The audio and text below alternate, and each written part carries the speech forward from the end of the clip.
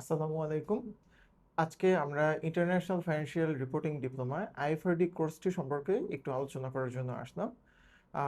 আমাদের academy of finance and management বাংলাদেশের executive director Mohammad Sajjad Hasan আমাদের এই কোশ্চেনগুলোর আনসার দিবেন।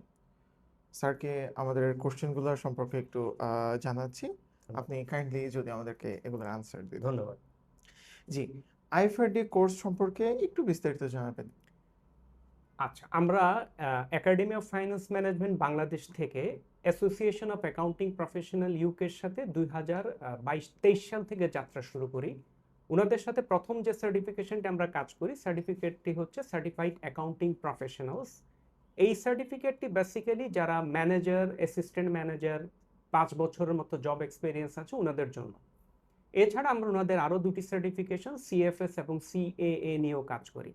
তখন কাজ করতে গিয়ে আমরা দেখি মার্কেটে একটু সিনিয়র প্রফেশনালস যারা আছে, যাদের 10 years and above job experience, কিন্তু ওনাদের they making all the accounting decisions সব কিছু, কিন্তু ওনাদের কিছু জায়গায় ওনাদের একটা রিকোয়ারমেন্ট হচ্ছে একটু আইএস এবং আইএফআরএস, যেগুলো খুব ফ্রিকোয়েন্ট লাগে, লিজ, ইনকাম ট্যাক্সেস, ইনভেন্টরিজ, যেগুলো একদম ফ্রিকোয়েন্ট প্রয়োজন হয়, এই ধরনের কিছু নলেজ দরকার হয়েছে।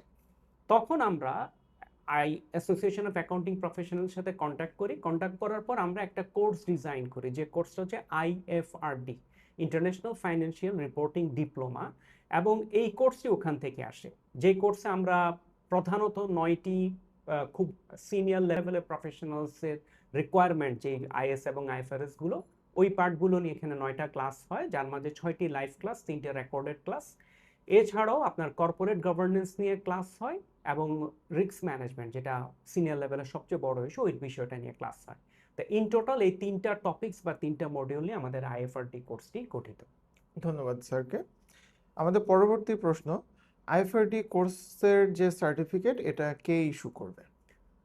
আইএফআরডি কোর্সের সার্টিফিকেটটি ইস্যু করবে association of accounting professionals UK. এটা এক যে ডিপ্লোমা হিসেবে ওনার সার্টিফিকেটটা ইস্যু করে। ধন্যবাদ। আমাদের পরবর্তী প্রশ্ন, আইএফআরডি কোর্সটা অন্য কোন কোন প্রতিষ্ঠান এন্ডোর্স করেছে?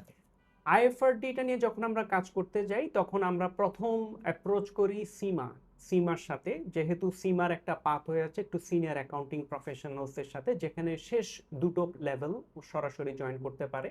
তো সিমা আমাদের এই কোর্সটাকে এন্ডোর্স করে। সেকেন্ড, আমরা ডিসকাস করি আরপিএ, রেজিস্টার্ড প্রফেশনাল অ্যাকাউন্টেন্ট, কানাডার একটা প্রতিষ্ঠান, ওনাদের সাথে ডিসকাস করে ওনারাও এই কোর্সটাকে এন্ডোর্স করে। সুতরাং আইএফআরডি করার পর আপনারা কেউ যদি আরপিএ বা সিমার এই পাথওয়েতে যেতে চান, আপনারা অবশ্যই এখানে একটা স্পেশাল পাথওয়ের মাধ্যমে যাওয়ার একটা অপশন আছে। ধন্যবাদ স্যারকে।